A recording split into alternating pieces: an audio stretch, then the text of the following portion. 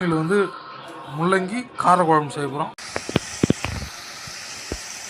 பாருங்கள், முள்ளங்கி வந்து ஒரு அரை ஸ்பூன் கடுகு சீரகம், ஒரு அரை ஸ்பூன் வெந்தயம் சேர்த்துக்கலாம். வெந்தயம் சேர்த்துட்டு ஒரு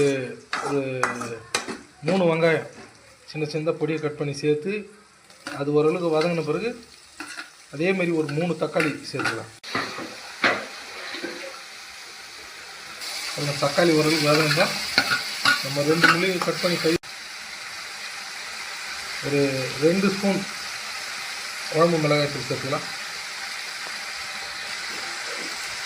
இந்த முள்ளங்கி பார்த்திங்கன்னா ரொம்ப நல்லதுங்க. இதை வந்து கண்டிப்பாக வாரத்துக்கு ஒரு முறை நம்ம உணவில் எடுத்துக்கணும். இந்த முள்ளங்கி பாருங்கள், நம்ம ஒரு கொஞ்சமாக குழம்பு எந்த அளவுக்கு திக்காக வேணுமோ தண்ணியாக வேணுமோ அதுக்கேற்ற அளவுக்கு கூடியது. இதை வந்து நம்ம உணவில் வந்து வாரத்துக்கு ஒரு முறை கண்டிப்பாக எடுத்துக்கணும். ஷேர் பண்ண, கமெண்ட் பண்ண, சப்ஸ்கிரைப் பண்ணுங்கள். மறக்காமல் பெல் பட்டன் ப்ரெஸ் பண்ணுங்கள்.